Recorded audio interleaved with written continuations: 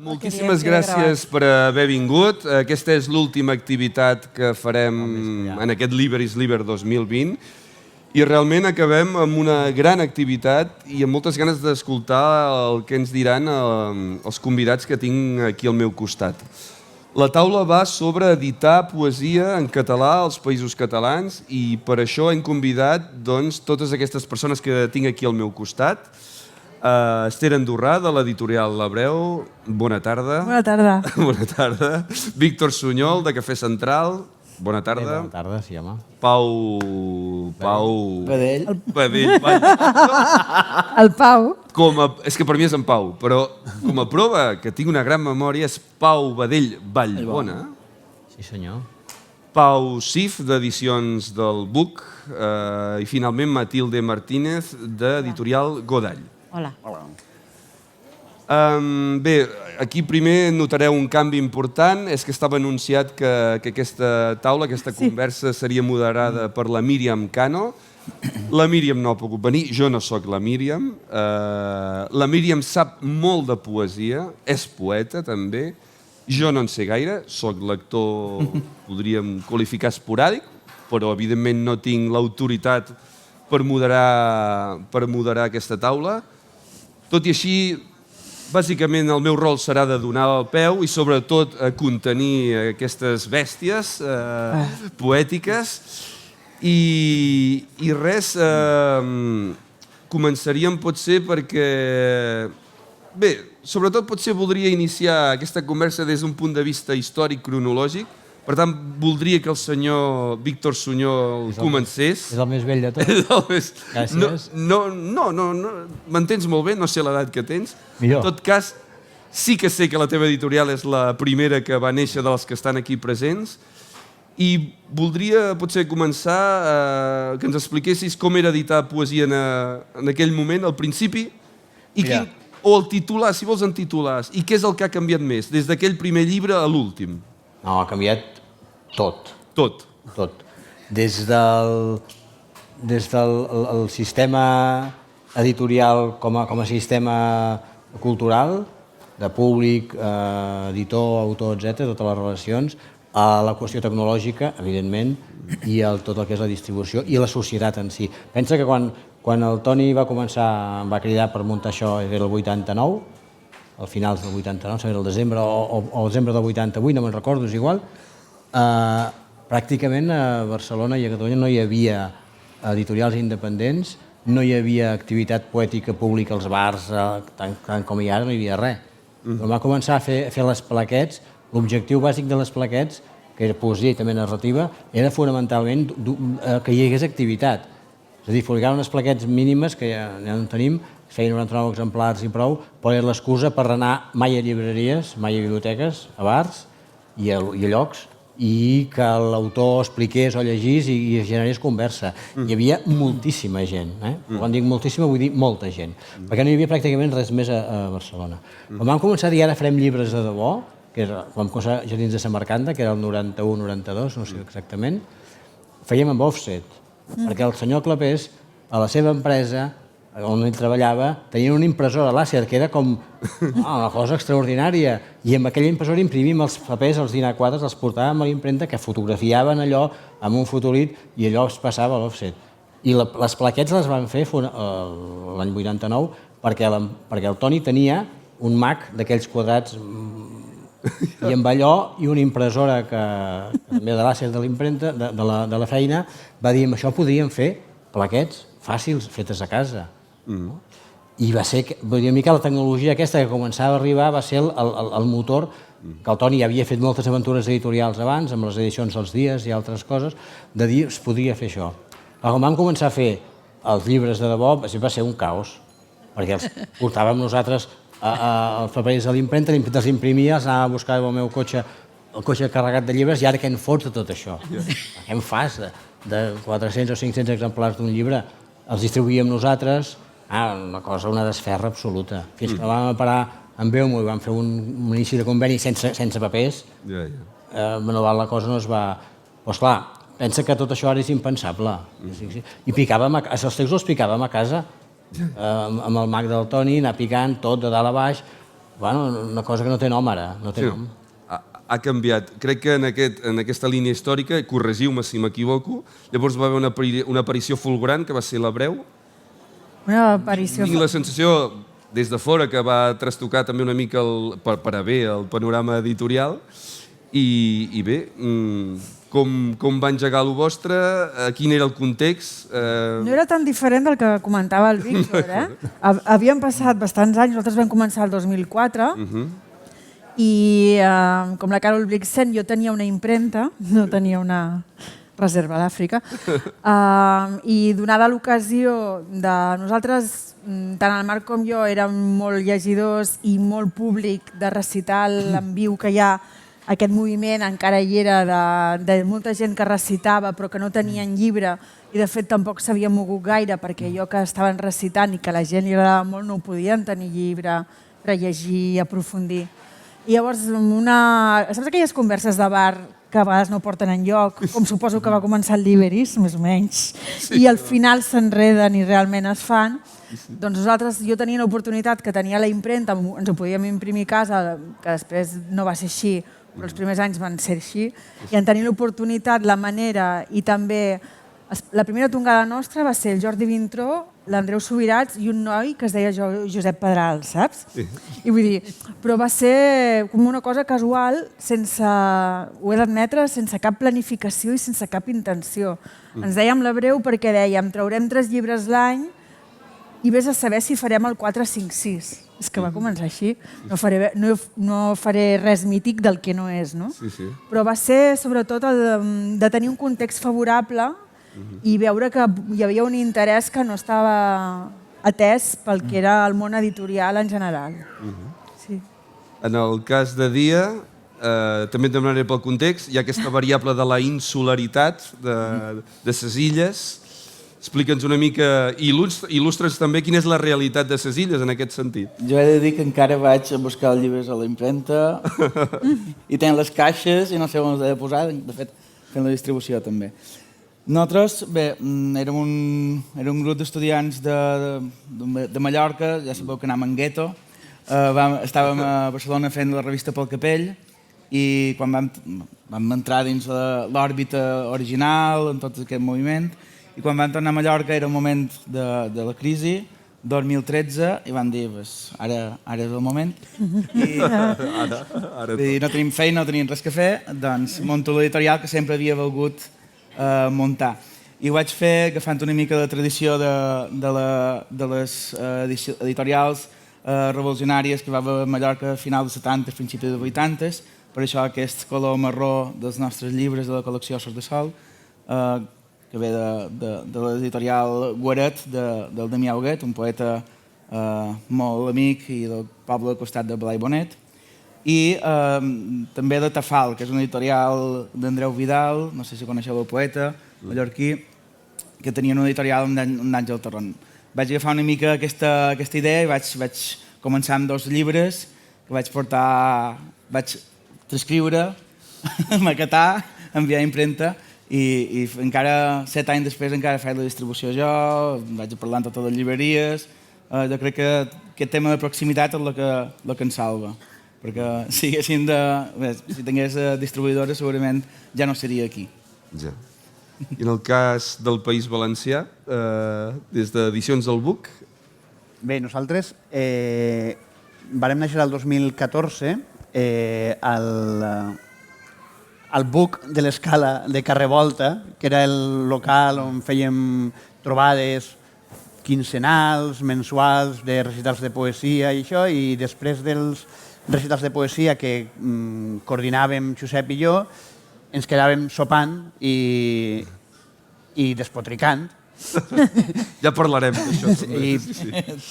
I una mica parlàvem de... Sempre hi havia rondant la idea de que hi havia un cert moviment, vèiem que hi havia un cert moviment a les Illes, a Barcelona, d'editorials independents que estaven fent coses molt interessants en poesia i que al País Valencià faltava alguna cosa així, que n'hi havia hagut però ja no n'hi havia, o les que n'hi havia ja no ho feien tan bé com abans o ho feien menys, i que aquest buit existia. Fins que un dia algú va dir, bé, i si n'hi ha un buit, per què no l'omplim?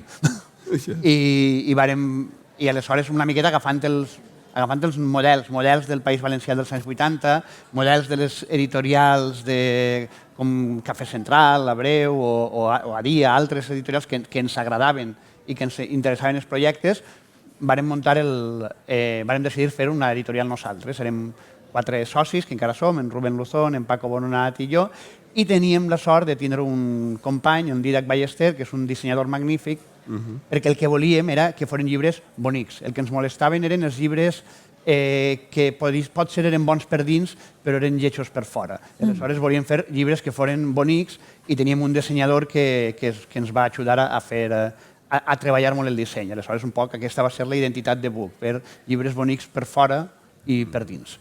Molt bé. I finalment Godall, una editorial que recordo que bé, va treure el primer llibre, ja va voler venir aquí i la Matilde, que en sap molt de convèncer, doncs finalment va poder participar i hem vist créixer d'una manera absolutament meravellosa aquests anys amb un catàleg amb llibres interessantíssims, amb apostes molt diferents entre si. També la poesia no és l'únic que publica, també publica assaig, recuperació de textos històrics, llibres molt interessants. En aquest cas estàs aquí convidada per aquesta aposta ferma dins el catàleg de poesia, doncs explica'ns una mica el motiu.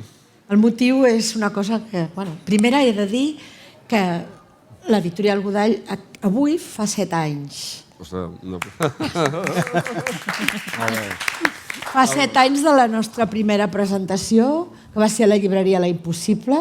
Justament vam buscar una llibreria que tingués un nom també que ens donés canya, La Impossible, que acabava també d'obrir, i vam anar allà a fer la primera presentació, que no era de poesia. Era d'un llibre de relats de professors de català a l'estranger i ens el va presentar la Isabel Clara Simó. I van venir alguns dels professors que estaven per Barcelona, altres no podien venir, que eren molt lluny. Bé, no dit això, per què vaig començar a fer poesia? Doncs, no sé dir-ho així, però és la veritat, perquè em vaig enamorar d'un llibre de poesia. O sigui, una amiga, no amiga, amiga d'amics, un dia que va venir a sopar a casa per altres temes i em va dir que tenia un manuscrit de poesia i que ella ja no tenia ganes d'anar a donar voltes per les editorials i que la posessin a les cues, perquè ella no era una persona que es prodigava llegint en públic i tot això per l'edat i per la salut i per altres coses. I em va dir, te'l llegeixes i si t'agrada tu mateixa. I vaig dir, home, jo poesia no m'havia plantejat, perquè tinc molt de respecte a la poesia. Jo sóc l'única que no sóc poeta dels aquí presents. Jo sóc lectora de poesia, però no sóc poeta, amb la qual cosa jo, clar, llegeixo la poesia com lectora i amb molta distància i amb molta reverència, podria dir, o almenys el que jo... I li vaig dir així, jo no m'atreveixo a publicar poesia, és que és massa difícil i massa important per mi. I llavors va dir, bueno, tu te llegeixes si t'agrada bé, i em va agradar, em va enamorar. És que em va enamorar i vaig dir, doncs ara faré una col·lecció de poesia. I va ser així.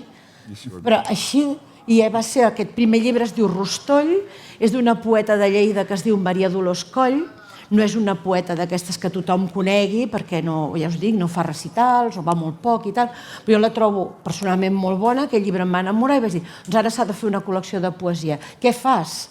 Doncs mires el que hi ha, fas un disseny, demanes a un dissenyador un disseny, perquè nosaltres també teníem clar, tant en prosa com en poesia, que volíem fer llibres bonics per dintre i per fora. Vam buscar un nom, que això també va ser molt maco, i bé, i vam començar amb aquest llibre.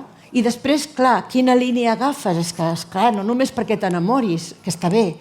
Doncs llavors vam pensar, mira, publicarem poetes, dir-ho així queda una mica malament, sobretot dones, ho sento pels els homes aquí presents, diguem-ne que si ve un home i una dona i m'agraden tots dos, la dona primer, o sigui, d'entrada.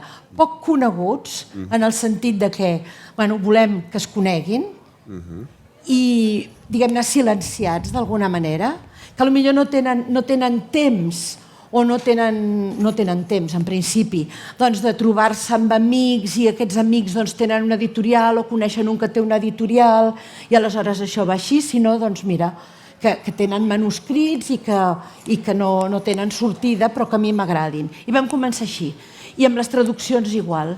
I ara ja tenim, aquest any hem fet el número 26 de la nostra col·lecció, i hi ha tant traduccions com poetes catalans, i també tenim una col·lecció en castellà, més curteta, va més a poc, on un dels principals coses que ens plantegem és fer conèixer poetes catalans traduïts al castellà.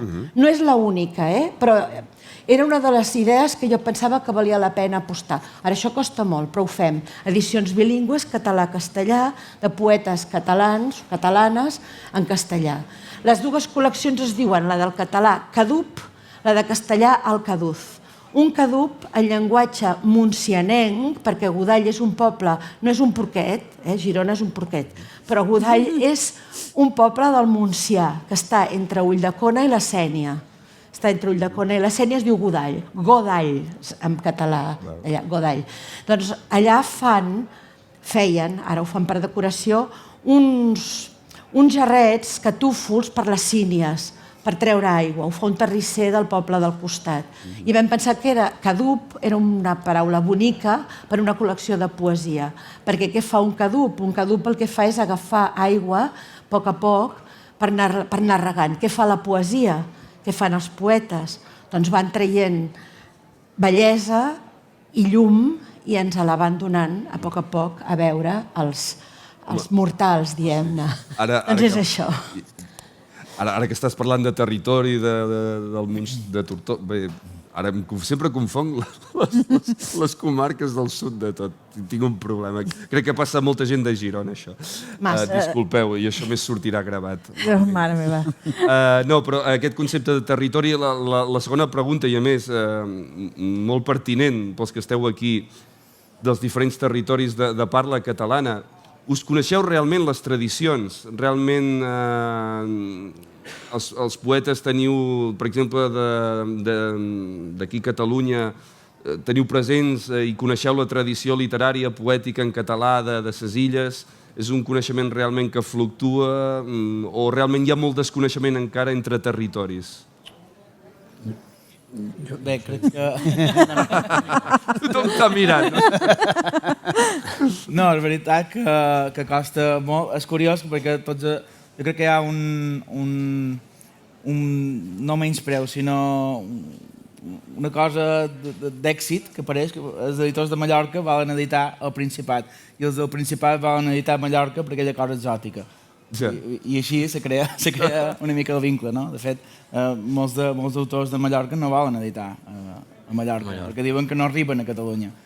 Això també potser és un tema de distribucions, que també en podem parlar després, que seria un tema important. Va més per aquí, Però per tradicions jo crec que no hi ha problema. Els autors de Mallorca guanyen quasi tots els premis del Principat i els del Principat guanyen quasi tots els de València, o sigui que amb aquest tema de coneixement de... I els de València anem fent. Em sembla que en aquest sentit sí que els països catalans en aquest sentit són una realitat inqüestionable. No hi ha...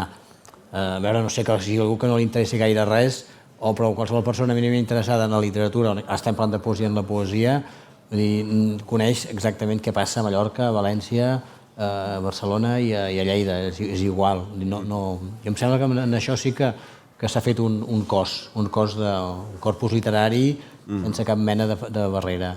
Sí que és veritat que hi ha problemes de distribució, on n'hi havia potser més abans que ara, però és un tema que si aquell que vol no li costa gaire trobar, més que trobar, saber que existeix. Pot ser més un problema dels lectors, perquè, per exemple, ara venen a la Pradeta, sou de Mallorca, teniu autors tot de Mallorca?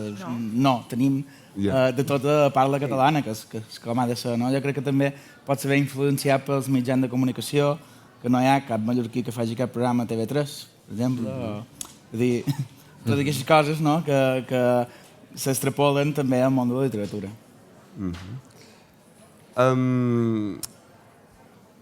Quina diferència o quina singularitat tindria, i ja entrant en matèria d'editar poesia, què us distingeix més també de cara al públic perquè conegui una mica el vostre ofici, d'un editor de narrativa?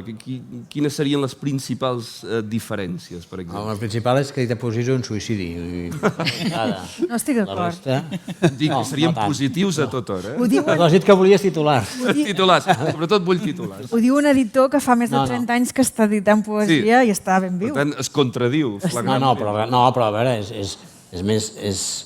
Com a editor, si t'agrada editar poesia, és el que fas i ho fas de gust i amb tot.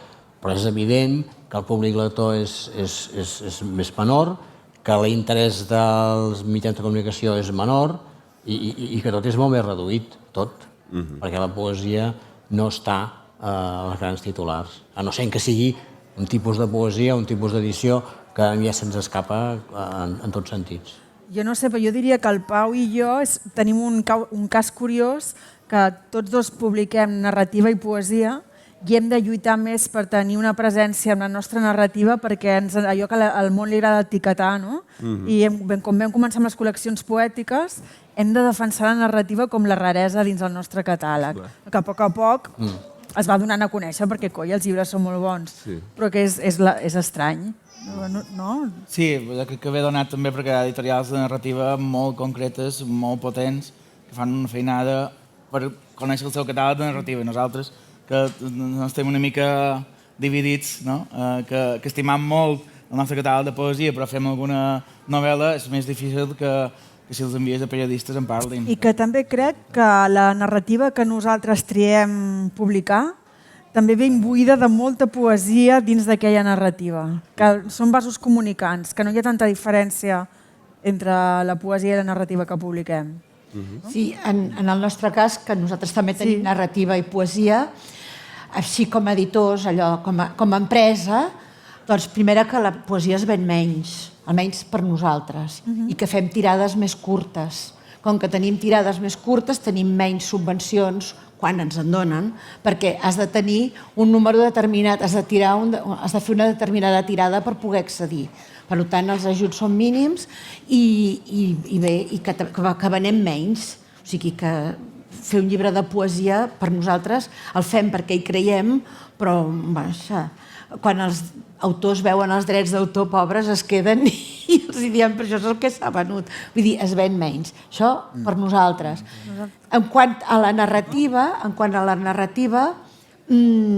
es ven una mica més, però que fem comptes que dintre de la narrativa és també una opció minoritària, doncs estem igual, vull dir, que som minoritaris. I com a editors, com la nostra feina com a editors, ja no la comercial, sinó...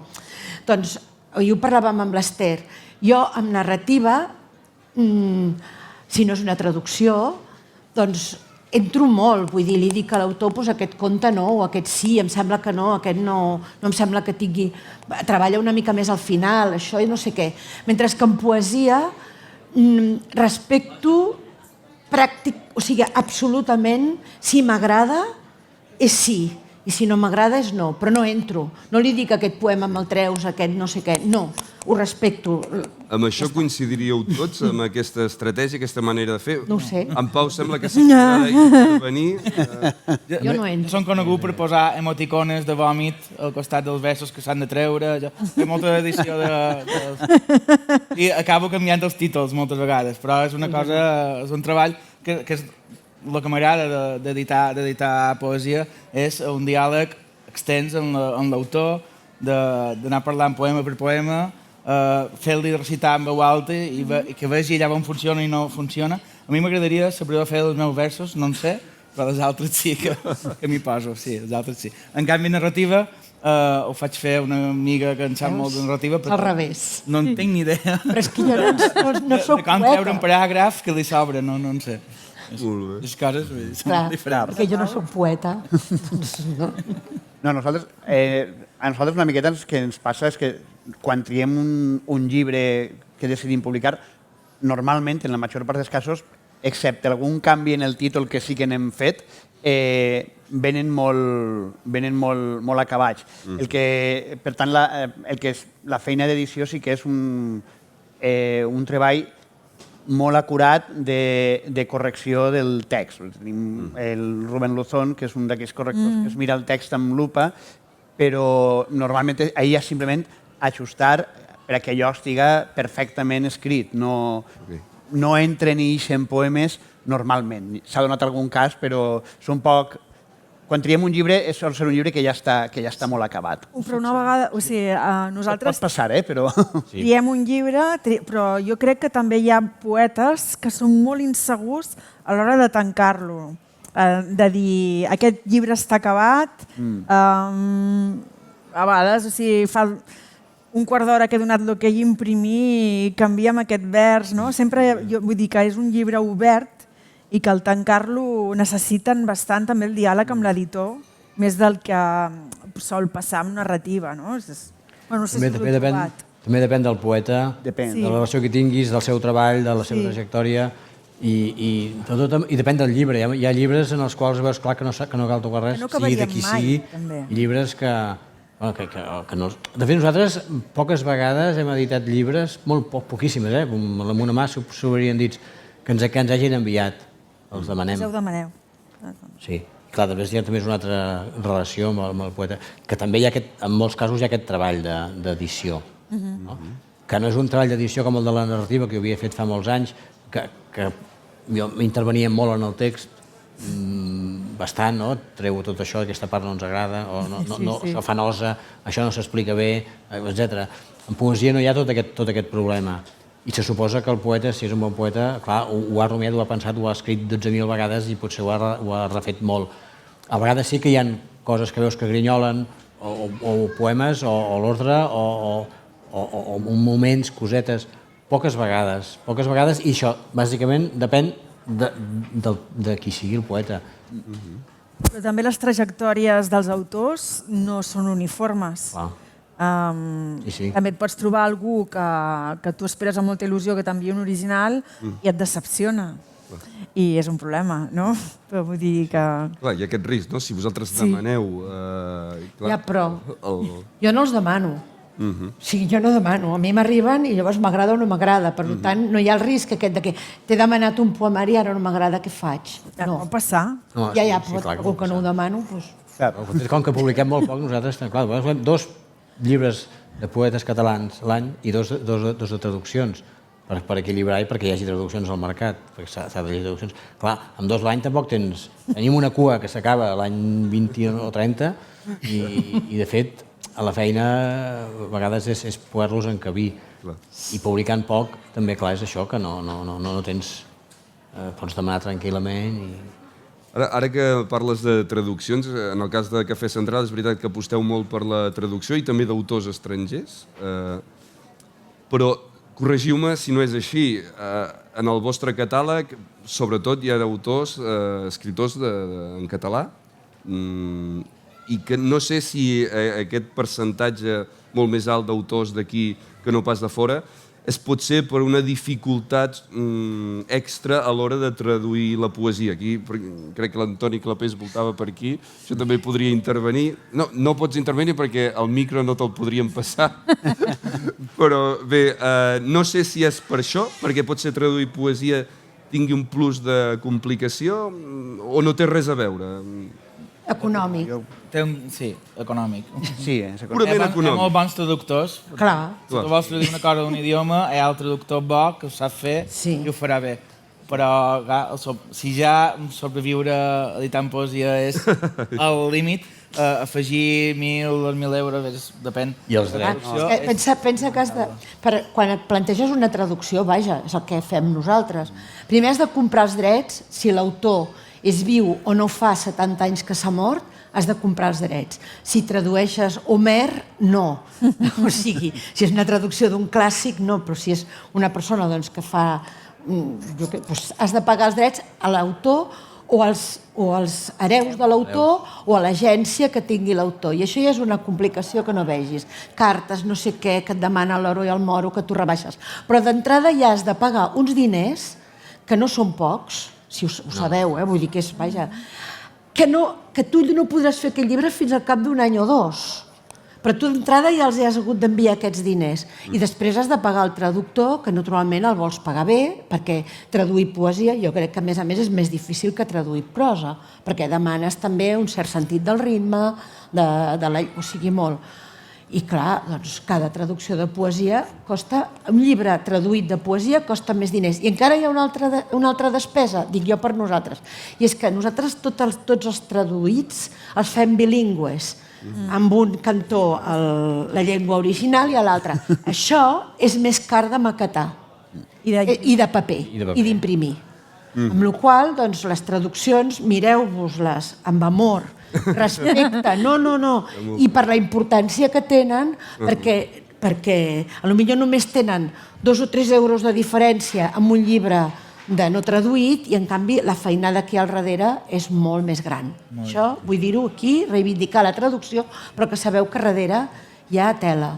Sí, n'hi ha una cosa. I altres sí que es van plantejar que de cada 3-4 llibres un havia de ser una traducció i més o menys ho hem anat complint. Sí. Però sí que és cert que la traducció porta molta més feina, és més cara i després, sovint, no es ven tan bé. Per tant, perquè a més n'hi ha moltes vegades... És que és una traducció, la poesia no es pot traduir, sí que es pot, i n'hi ha molts bons traductors, i el que perdem quan un poema es tradueix és molt menys que el que perdem quan no el podem llegir perquè no l'entenem. I per tant, l'esforç de fer traduccions nosaltres hem tingut sempre claríssim, però és triple esforç, no és el doble que publicar un original, és el triple. Estem tots d'acord, Així és això. Però tots en fem. Per altra banda, la cultura necessita traduccions, hi ha moltes, moltíssimes. Sense traduccions, sense conèixer què es fa fora, sense aquest intercanvi, això es mor, és a dir, no podem viure així. Per això nosaltres apostem per fer 50% traducció i 50%, que és un esforç, que és molt més car. Busquem moltes complicitats amb els traductors, amb els autors estrangers o amb qui sigui. Al principi, quan vam començar la col·lecció, fèiem un fart d'escriure cartes als autors o a les agències que som uns pobrets desgraciats, el català, que parla molt poca gent, que en fem molt poquets, que no sé què. I moltes vegades havia funcionat i moltes vegades també és la complicitat amb l'autor. L'autor, doncs, que pel que sigui el pots haver conegut o coneix una mica la situació i moltes vegades és l'autor el que diu, doncs tireu endavant. A vegades l'autor fins i tot ha fet l'ajut pressionant el seu agent que això m'interessi que es tradueixi al català. Perquè pensa que les nostres tirades són bastant curtes i si, jo què sé, un poeta a la gent està acostumat a tirades de 1.500, 2.000 en anglès, en francès, i li vas tu ja amb 500, doncs no és que no ens atenguin perquè no volen, és que se n'obliden, perquè el seu marge... Sí, no? Llavors has de fer molta pressió i pressió en el sentit de que se'n recordin. I a mi m'ha passat autors que teníem el contacte directe perquè el traductor ja tenia el contacte, escrivint mails, us en recordeu que hi ha aquells catalans que en volen traduir? És molt curiós. Sí, això ens ha passat amb Billy Collins, per exemple. Sí. Que ell va dir que sí, però cobrant. Bueno, l'agència, ell no és. Però després l'agència no deia res, perquè clar, era una cosa així com petita, no?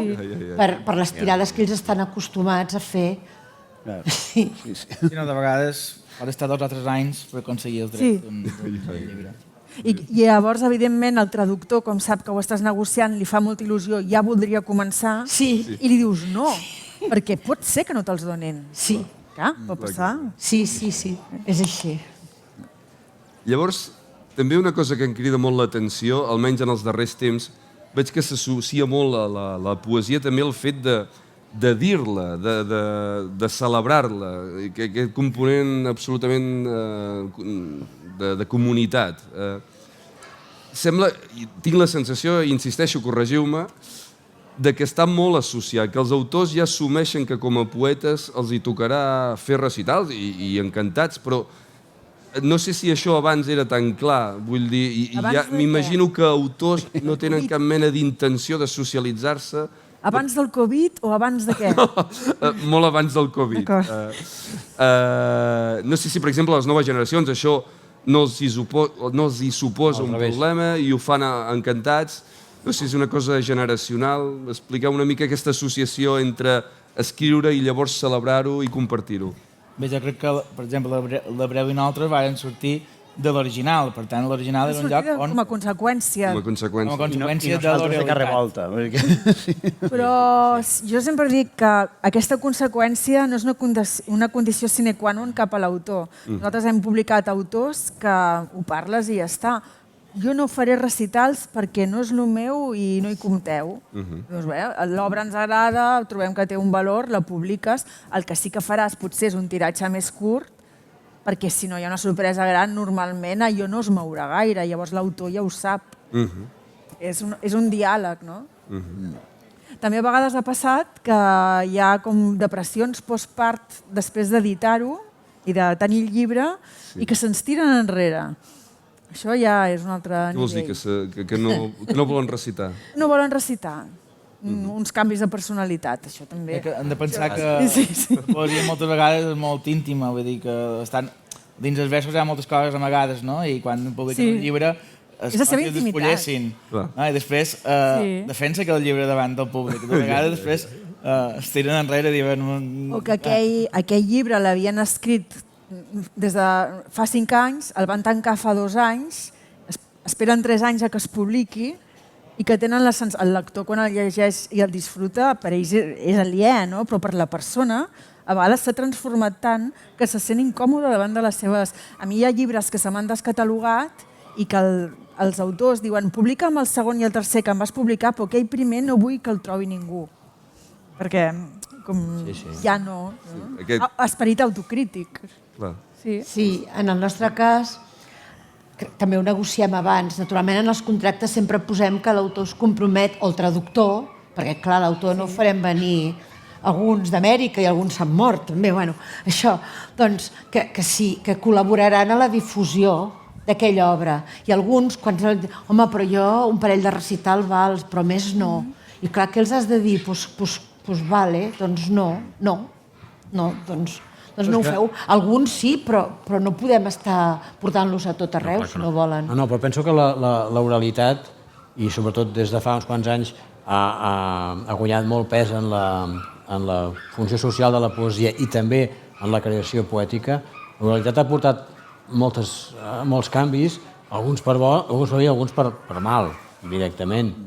Llavors, clar, el llibre també l'has de considerar com a llibre. El llibre no és tampoc només un suport d'un recital. El llibre és un objecte que te l'has de llegir a casa teva, assegut tranquil·lament o sota un pi, independentment de com el reciti l'autor, que a vegades el destrossa, més s'ha de dir. No sempre és un Vull dir que l'oralitat ha portat coses interessants i coses negatives, això és cert, i que, en certa manera, la promoció del llibre moltes vegades ha passat per sobre del mateix llibre, o de la mateixa qualitat del mateix autor. I això a nosaltres, a mi personalment, el Toni no sé què diria, a mi em fa una mica de respecte. Jo m'estimo més, jo soc antic, tu ja ho has dit abans, i el Toni també ho és, i aleshores m'estan molt bé els recitals i vaig, i n'he fet alguns i tal, però per mi el llibre, com a editor, el llibre és allò, el llibre. Tot el que pugui venir després és com molt a més. És a dir, nosaltres som editors de poesia, no som mànagers de poetes, per entendre'ns. Vull dir, la cosa comercial aquesta de que se venen més que són recitats és perquè la gent va als actes, li agrada o no, i ho veuen.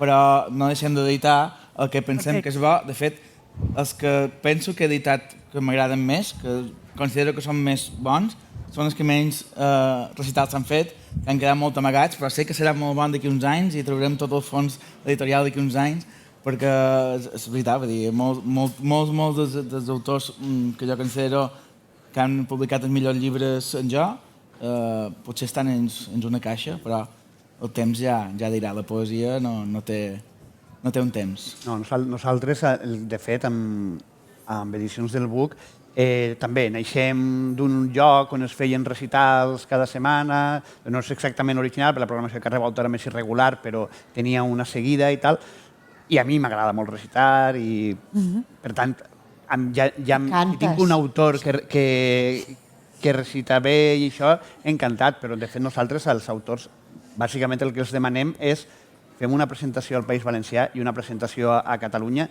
i a partir d'ahir el que vulguis en el format de presentació que vulguis.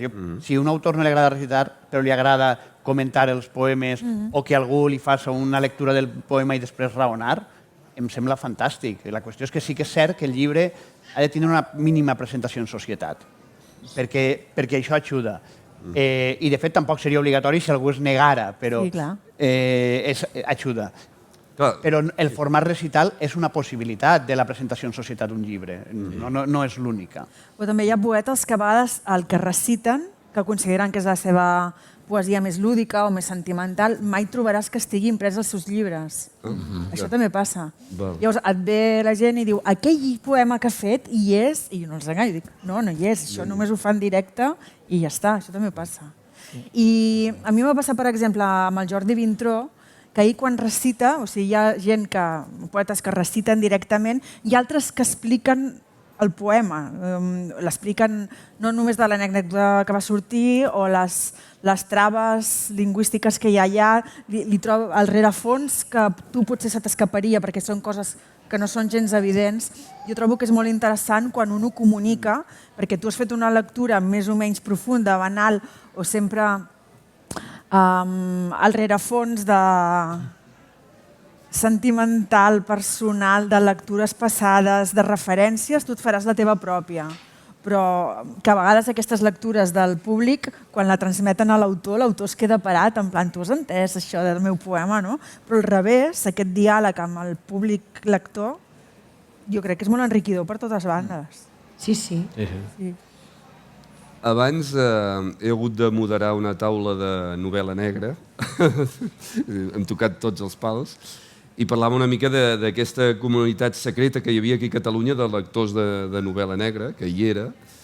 Entenc que també abans d'aquest boom que crec que hi ha hagut amb la poesia també hi havia aquesta comunitat secreta. Teniu aquesta sensació que almenys nosaltres percebem a la fira, per exemple amb l'escaramussa, que és el recital que fem cada any, que és de les activitats que sempre tenim més públic, que aquesta comunitat va augmentant de manera contínua? Creieu que potser és una cosa que queda estancada? No sé, digueu-me en aquest sentit com ho percebeu. Jo crec que hem de pensar que quan en Carles Riba editava un llibre feien 300 exemplars també, vull dir, i ara se fan 300 exemplars, o 400, però són centenars d'editorials més. Per tant, jo crec que la poesia van creixent sempre, i més perquè tota la societat està revoltada de poesia. Si escolta una cançó de Shakira, és poesia. Per tant, qualcú ha de fer aquella lletra. Per tant, hi vivim constantment i jo crec que va més. No només la part consumista de fer el llibre, sinó el consum en diferents formats de poesia. Però aquest augment de la comunitat és perquè té més opció per triar, més editorials? O hi ha alguna cosa que potser se'ns escapa aquí del nostre camp de coneixement a nivell de societat que la fa més procliu a la lectura de poesia? Nosaltres, quan fa 15 anys, que al principi fins al 2008 ens vam estar autodistribuint, a moltes llibreries no hi havia secció de poesia, i a través... Però a quin any, això? Del 2004 al 2008... Encara hi havia moltes llibreries sense secció. No, i encara ara. I encara ara. O una secció que són 2 pams de prestatge, això. I amb tantes editorials, clar. Però que anaves allà i hi havia aquella mena de condescendència de que era una mena de favor que et feien. Després potser hem vist que sí, calla, sí que hi havia un públic lector, no? Però, bueno, a veure, si no ens haguessin a molts deixat entrada i la confiança en la possibilitat de tenir els llibres, doncs no hagués sigut així. Però jo reivindicava molt que la poesia pogués ser una opció més a l'hora d'entrar a una llibreria i poder triar. I jo no sé abans si hi havia estat i havia desaparegut i ha tornat, o és que mai havia estat. Això passa a les biblioteques, també. Sí. El bibliotecari diu, no, és que poesia no en llegeixes. Si tu no n'ofereixes, no en tens en disponibilitat, no en consumiran. Per tant, és el peix que es mossega la cua, en aquest sentit. En canvi, si vas augmentant l'estoc de novetats de poesia, sí que s'hi costaran. Les biblioteques per anar a tastar coses. Si no tens coses que tastaràs, però que no te vols comprar o que no tens... És allà on has de tastar, on hi ha d'haver més poesia, no? I en canvi, Les biblioteques sembla que s'horroritzen si volen un llibre de poemes. Per tant, aquí també hi ha molta feina, perquè allà no hi ha... Hi ha molt la sensació de que la poesia això, és una comunitat més o menys tancada, però tu ara dius que va creixent, però és que jo m'he trobat en molts casos en què, almenys en la poesia oral, després que la gent agafa el llibre i se l'emporta a casa i se'l llisca, és una altra cosa. Però quan tens un públic captiu, d'aquesta manera, vas a unes jornades de portes obertes d'una biblioteca i de sobte estàs allà fent unes coses sobre no sé què i n'hi ha un recital de poesia i ja quedes allà i tu no anaves a un recital però et planten un recital, a la gent li agrada. Moltes vegades a la gent li agrada la poesia però no ho sap. I això, quan n'hi ha públic captiu, es demostra. De vegades cal això, tancar la gent a la biblioteca, tancar les portes i plantar-los un recital de poesia. Aquí tanquem l'embalat, sisplau. Jo el que penso, no sé si hi ha més gent ara que llegeix poesia o abans, això no ho sé. Perquè jo sempre n'he llegit molta i jo pensava que tothom era com jo. O sigui que jo sí que entrava en una llibreria i ja de seguida anava a mirar què hi havia. I després veig que això no va així, ni en poesia ni en prosa, sí. Però sí que veig que ara hi ha més diversitat. I això, a l'haver-hi més diversitat d'editorials i de gent que ha publicat poesia, també poden trobar més la poesia més amable per entrar al món de la poesia. Jo crec que el món de la poesia s'entra, això, potser per un recital, però ja no a llegir, però també perquè entres per una poesia més amable, més acollidora, i allò et porta a d'altres si et va agradant. I ara veig que hi ha molta diversitat, després hi ha una altra manera d'entrar a la poesia que jo la reivindico i és molt difícil. Jo he estat professora molts anys, a secundària. A secundària no existeix la poesia. O sigui, no. Existeix que t'has d'aprendre uns autors i millor aprendre algun poema o tal. I podria ser una excel·lent forma... Amb tots els respectes, Martí Pol, amb tots els respectes. Vull dir, Estellers, almenys a Catalunya, no se sap. Vull dir, bueno, doncs jo penso que a les escoles, si als professors els agradés la poesia, però clar, t'ha d'agradar per poder transmetre, doncs hi ha molta feina a fer. Moltíssima. Una amiga teva i meva, la Susana, que era professora, ara és a València, però que era a Granollers, cada any portava poetes vius a les seves classes. Cada any els nanos fins i tot d'aquests grups difícils, dits difícils, es preparaven un poema triat entre molts que els havia agradat i el representaven, el llegien, el tal. Doncs aquí hi ha una feina. Aquests nanos potser no saben res de la història de la literatura, però han tingut accés directe a la poesia en tots els sentits. I això és important. Sí, no, és que has tret I això, doncs, no és precisament el que es fa, almenys a la secundària, que és el que jo conec. No es fa. Que potser seria la poesia un canal perfecte de promoció lectora. Sí. Si es fa bé, sí, evidentment. No, i no només això, de promoció lectora. I a veure... l'exemple que posaves tu, professors que fan servir la poesia per entrar a l'alumne per 1000 coses més, fins i tot per qüestions de llengua, fins i tot, de gramàtica, de societat, però clar, demana una cosa que en els professors el 0,001% ho tenen, que és ganes i coneixement de la poesia, i que els agradi. Professors de literatura que no els agrada la literatura, n'està així a l'ensenyament secundari. I tu, que no saben llegir, que no llegeixen. Gent que va fer classe en un institut diu, no, jo llengua sí, però literatura no em vull pas fer, o que n'has de fer, bueno, ja ho faré, collons. No anem bé, vull dir, això és un desastre. I es veu que si hi ha un públic més ampli de poesia, etc., no és en major part per culpa de l'escola, gràcies a l'escola, és per altres qüestions. Si hi ha més públic a la poesia, que és la pregunta primera que et feies, jo penso que no és que hagi crescut molt, o potser sí, però sobretot el que hi ha és que ha sortit més al carrer, s'ha popularitzat més, s'ha visibilitzat més. Segurament és això. El que deies tu, la comunitat secreta, ara ja no és tan secreta, o ja és molt menys secreta.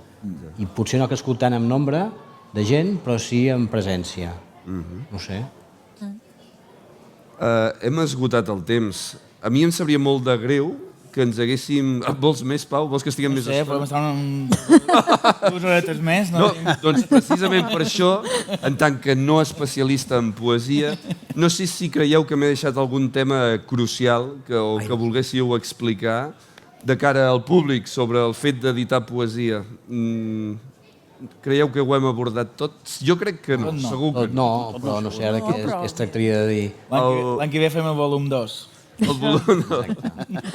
Val, sí. Sí, no, jo el que reivindicaria és que l'administració, les administracions, que potser donen subvencions, no donen això, deixem-ho, farien molt més per la poesia si cada dia, per exemple, a l'acabar el Telenotícies o a l'acabar, jo què sé, un programa que la gent mira, doncs llegissin o algú llegís un poema ben llegit d'un poeta o es parlés d'un llibre de poesia. 3 minuts, 2 minuts. Vaig estar en una roda de no sé què, també, d'una cosa similar a això. Hi havia un senyor italià que havia guanyat molts premis, un editor italià que era molt important, que no recordo el nom, em sap greu. I va dir ell que ell va aconseguir que el govern italià o que l'administració italiana posés un anunci de poesia, però bé, doncs, parlant de poesia, acabat d'un programa important de televisió. I havia aconseguit, o sigui, això havia aconseguit lectors, interès, que se'n parlés, tot això. Però clar, que no sempre es parli dels mateixos, si no ja hi som, si no ja tornem a ser a lo d'abans. No, però que hi hagués varietat, diversitat i una aposta justament per la bona literatura, entre ells la poesia, diguem-ne, en els mitjans públics. Això penso que seria una cosa... Però res, uns minuts, I no... El problema és que és una cosa també estructural de presència de cultura als mitjans, ja no només de la poesia, sinó de les arts visuals, de qualsevol manifestació. No sé si el públic vol fer alguna pregunta. Si és així, jo la reproduiré perquè també es pugui gravar la pregunta en qüestió, però no els podem acostar al micro pel tema de les mesures del Covid-19. No sé si algú de vosaltres vol fer alguna intervenció. Perfecte, hem fet... miren Toni. Tots et mirem Toni. Toni ha volgut tenir un paper discret, molt bé. Doncs res, per part nostra, moltíssimes gràcies per haver vingut. Avui en aquest doble rol de participants a la fira, però també de ponents. Hem après moltes coses i res, a tots vosaltres per venir i fins l'any que ve. Molt bé.